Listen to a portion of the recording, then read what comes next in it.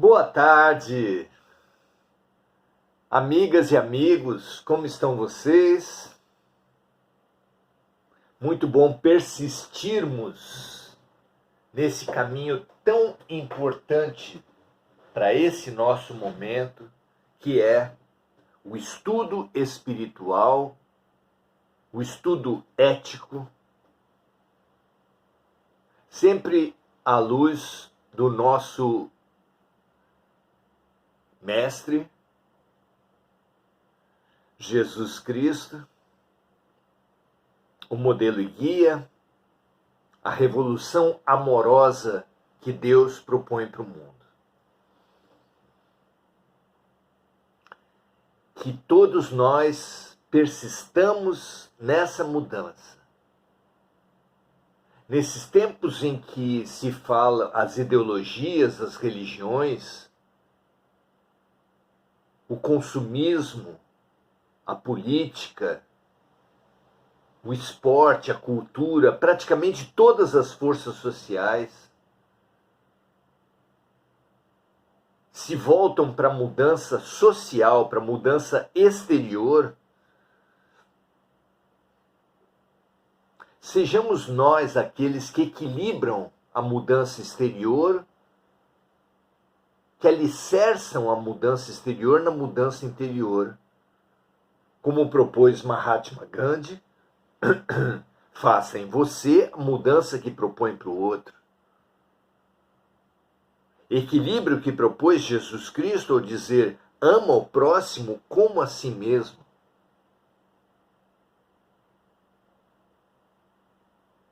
Precisamos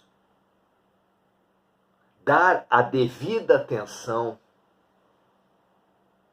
para a mudança no único âmbito que só depende de nós, no único âmbito onde nós somos todo-poderosos para realizar a mudança, em nós mesmos.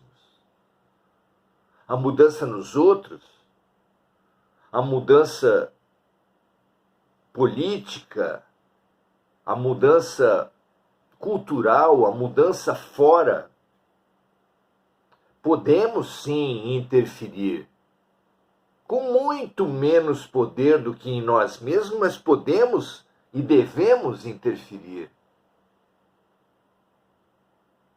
Mas não como temos feito até agora, da boca para fora. Denunciando, por exemplo, a corrupção, mas desenvolvendo relações corruptas com os candidatos.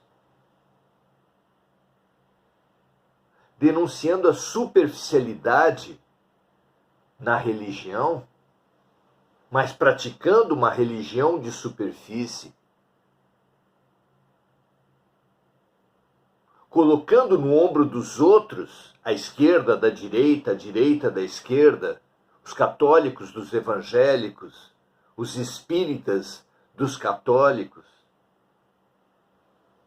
colocando no ombro dos outros obrigações que nós mesmos nem pensamos em cumprir.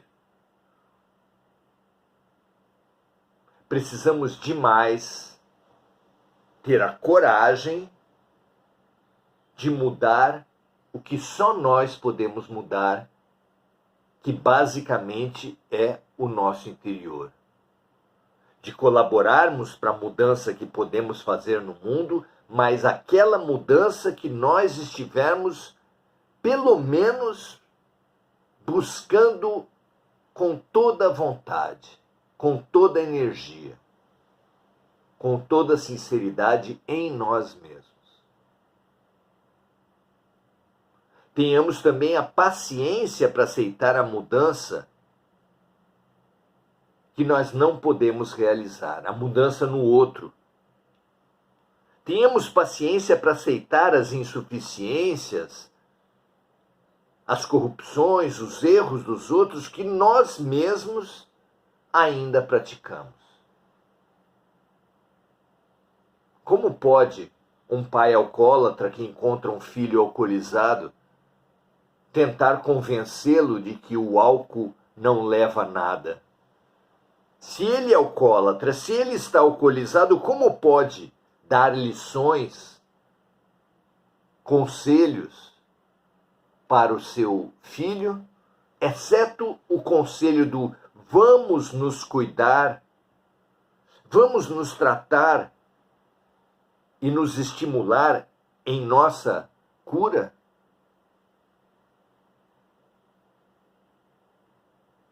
Somente a crítica ao erro, que nos inserir também como portadores desse mesmo erro, somente a ação na humildade pode nos trazer as consequências da mudança real, profunda e verdadeira. Vocês não acham? Que esse seja o nosso mote, esse seja o nosso eixo de ação, como tem sido desde o início, conhecimento e autoconhecimento. E depois, a prática dessa verdade no bem. Hoje, nos propomos não fugir de uma questão extremamente delicada. A questão da mulher. Estamos tratando, estamos conversando sobre esse livro consolador, autoria espiritual de Emmanuel, psicografia de Francisco Cândido Xavier, que separou as 411 perguntas em ciência, filosofia e religião e separou a ciência, primeiro bloco das questões, em química, física, biologia, psicologia e sociologia. E na sociologia, hoje, vamos tratar a questão do feminismo. E, por consequência, do feminino. Como lidar com essa tão delicada questão? Já de cara, atestamos, proclamamos, reconhecemos a nossa insuficiência. Mas, com boa vontade, estudemos a resposta que Emmanuel dá à questão e tentemos o comentário, a interpretação, o estudo mais equilibrado, mais justo, mais solidário e empático, já que eu sou homem, a questão do feminino e do feminismo. Por isso eu disse desde o início quão delicada era a tarefa de hoje. Mas não fujamos do estudo por ser difícil, ao contrário.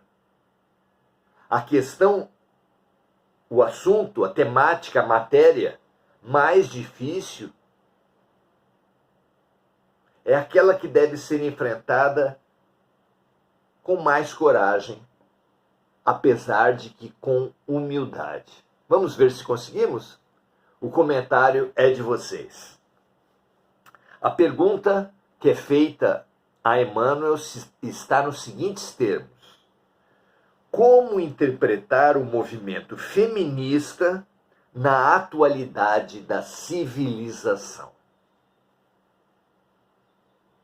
Emmanuel responde assim: o homem e a mulher, no instituto conjugal, são como o cérebro e o coração do organismo doméstico. Compara Emmanuel, então, o homem e a mulher ao cérebro e ao coração, de forma que, se a família fosse comparada a um corpo,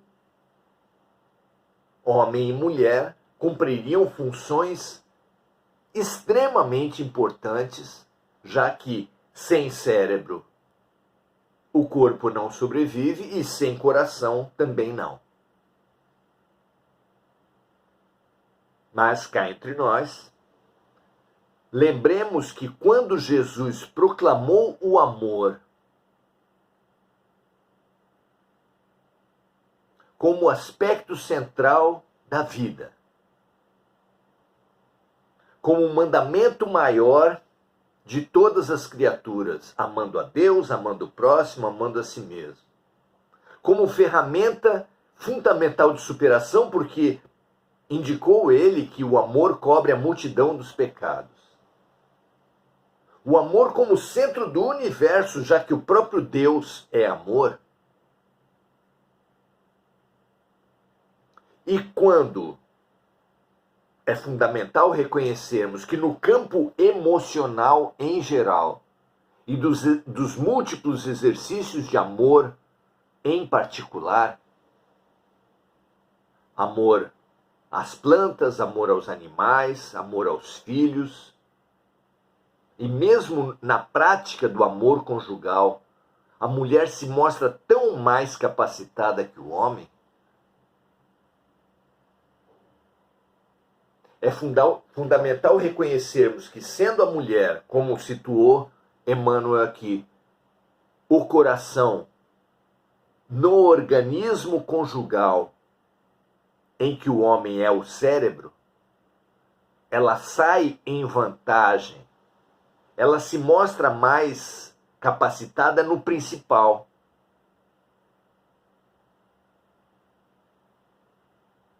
Vocês não acham? Já começa o nosso desafio por aí. Na chamada inteligência emocional, a nossa hipótese é que a mulher é mais desenvolvida, cabendo ao homem desenvolver-se à luz dela. Isso não coloca inferioridades entre os hierarquias absolutas entre os sexos, mas coloca apenas o reconhecimento da habilidade geral, das capacidades gerais. Fica para sua análise, se você não concordar, expresse a sua opinião. Continua Emmanuel dizendo assim: ambos, homem e mulher, são portadores de uma responsabilidade igual no sagrado colégio da família. E se a alma feminina sempre apresentou um coeficiente mais avançado de espiritualidade na vida, a mulher sempre esteve mais aberta à fé nas diferentes doutrinas e instituições religiosas, não haja dúvida a respeito disso. Apesar de, em praticamente todas as disciplinas religiosas, os postos, o comando, as diretrizes serem dadas por homens, na prática, no dia a dia, a mulher se mostra mais espiritualizada, mais aberta à questão espiritual.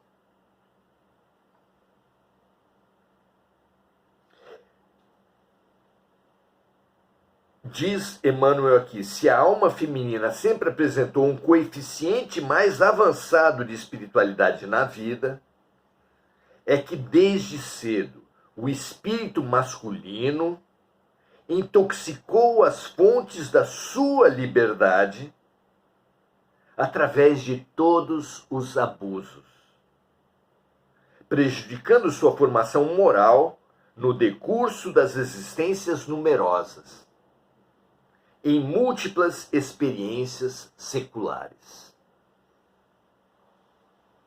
O que seria isso, então? O que seria essa intoxicação que o masculino realizou das fontes da sua própria liberdade? Como é que os homens intoxicaram sua liberdade, deturparam a sua liberdade, fizeram mau uso dessa sua liberdade no exercício do poder que lhe foi dado, que lhes foi dado?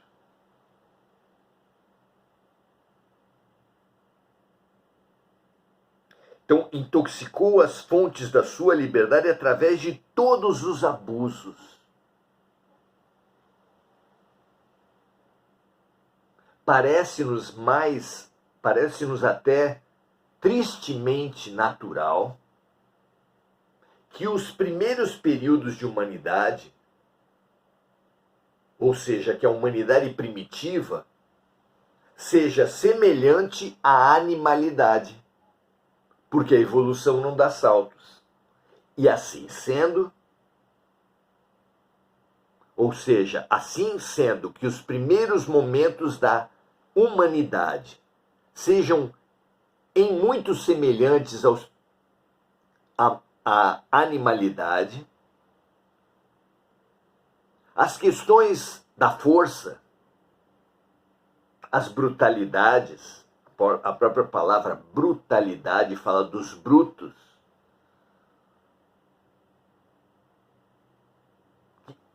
qualidade, característica que se encaixa tanto a animais quanto a homens violentos e primitivos,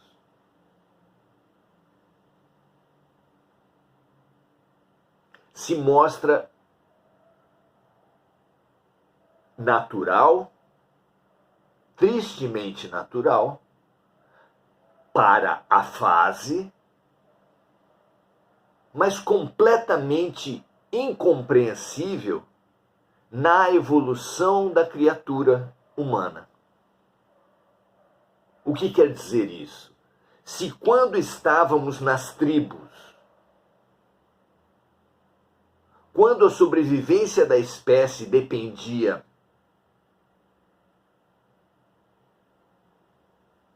da agressividade, dos músculos, da força, para a obtenção do alimento, para a defesa contra os predadores, para a defesa frente a tribos rivais,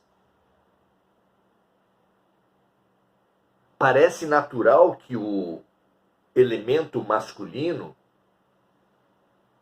preponderasse, mas é inevitável, é necessário reconhecer que das tribos até hoje muitas mudanças ocorreram.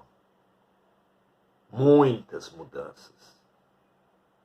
De forma que os atributos hoje necessários, que as ferramentas hoje imprescindíveis para o sucesso na vida, tenham se transformado muito. Hoje, a psicologia, por exemplo, fala da resiliência. A resiliência fala da capacidade de um corpo de se deformar com as pressões que recebe, sem se quebrar, sem se perder. A resiliência vem da física e do estudo dos materiais. É no estudo da resiliência que se fala que um copo plástico descartável e um copo de vidro ou de cristal, ainda que nós atribuamos muitíssimo mais importância para o copo de cristal, os dois atirados de uma mesma altura no chão terão comportamentos, trarão resultados muito diferentes. O copo de cristal se estilhaçará, enquanto o copo de plástico descartável pulará no máximo, se sofrerá um amassado que com uma fácil intervenção voltará ao normal. O homem quebra, é mais duro. A palavra que define a masculinidade tradicional é dureza, rigidez. E a rigidez, conforme o estudo dos materiais, quebra-se mais fácil. Absorve menos os impactos, se estilhaça. De acordo com a teoria da evolução de Charles Darwin, os atributos tipicamente masculinos não são os característicos da humanidade. Nós não somos os mais fortes, os com maiores garras, os mais rápidos. Não temos as maiores presas. E mesmo assim, a espécie predominante no planeta é a espécie humana. E por quê? Porque nós nos adaptamos. Flexibilidade, adaptação são as forças maiores da humanidade. E não há como não reconhecer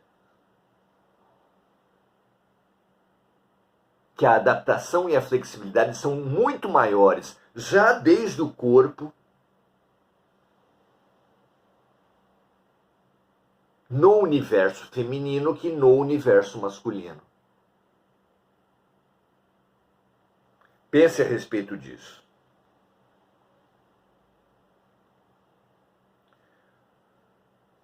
Praticamente todos os fenômenos, quando Emmanuel fala aqui da intoxicação da sua liberdade que o homem promoveu, todos os fenômenos do crime e da violência são preponderantemente masculinos. Talvez o campo da violência seja aquele onde mais claramente fique evidenciada a diferença entre o masculino e o feminino. Não é à toa que na população carcerária dos diferentes países, 90% seja do sexo masculino e apenas 10% do sexo feminino. Praticamente nenhum fenômeno tem uma divisão tão drástica entre homens e mulheres.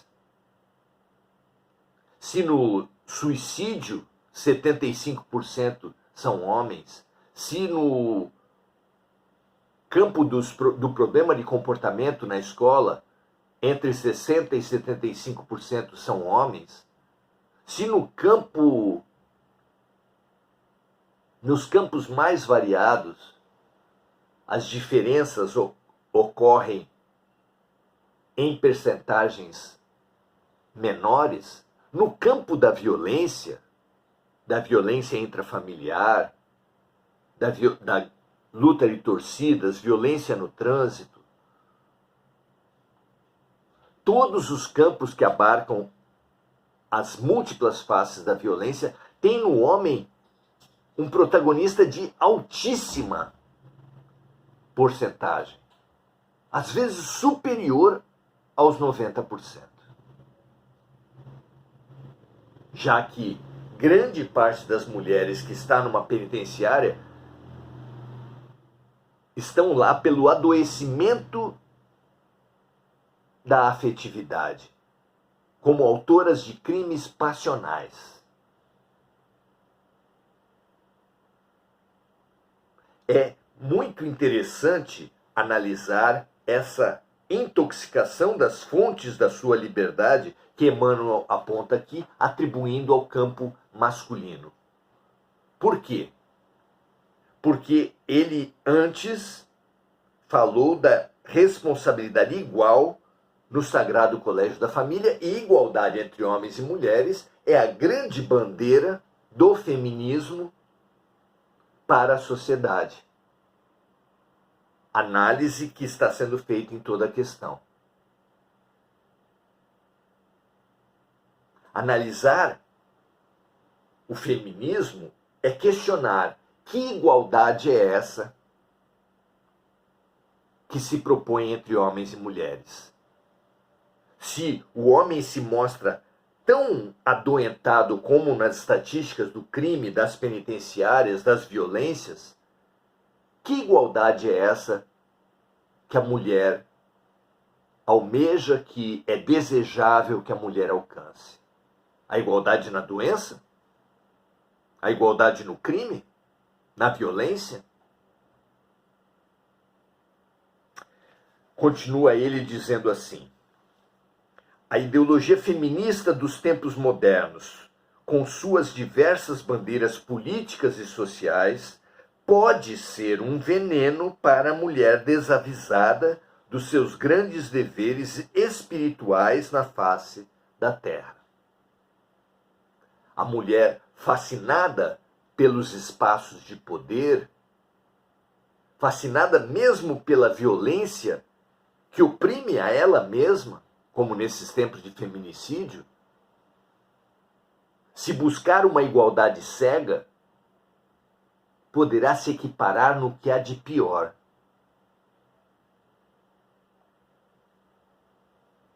Se existe um feminismo legítimo, disse Emmanuel, esse deve ser o da reeducação da mulher para o lar, nunca para uma ação contraproducente fora dele. Pensemos o campo do trabalho. O homem, no trabalho, ele dá tanta importância para o trabalho que esquece da família, que esquece dos filhos, que esquece da conjugalidade da esposa. Que se adoenta vivendo um fanatismo, uma cegueira no campo de trabalho. Essa igualdade no campo de trabalho é essa igualdade que a mulher quer conquistar? Da doença, mais uma vez? Não se discute aqui que para mesmas funções, homens e mulheres têm que ter a mesma remuneração.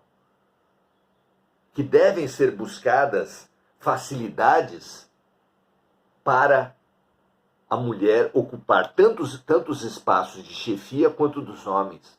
Indiscutível isso. Agora, o campo de trabalho, assim como o campo das polícias, o campo da política, dos cargos políticos, não precisa ser ocupado pela mulher como homem. A mulher ocupar os cargos do campo de trabalho e da política como homem é uma submissão. É ela se submeter ao padrão masculino. Não. A bandeira da igualdade deve ser a igualdade na diversidade.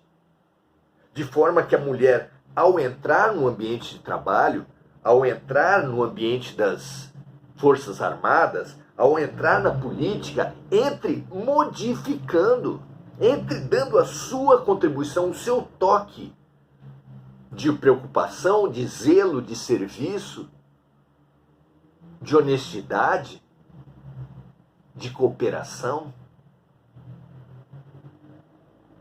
Entrar nos campos onde o homem doentiamente ocupa, praticando as mesmas doenças, é a submissão da mulher ao homem. Não. A mulher deve entrar feminista, feminina, trazendo a sua sensibilidade típica, sua inteligência emocional típica, preservada, não submissa ao doentio padrão masculino. Veja o que vocês pensam. A reeducação da mulher para o lar é tão importante como a reeducação do homem para o lar. Que o homem deve dar fundamental importância para a família, para os filhos. Não é? E a mulher não pode almejar dar tanta desimportância quanto o homem, mas ao contrário, o homem deve almejar dar tanta importância quanto a mulher. Não parece lógico? Nunca para uma ação contraproducente fora dele. A inserção submissa da mulher ao padrão doentio masculino nas atividades fora do lar é a submissão mais deplorável que a mulher pode ter ao homem.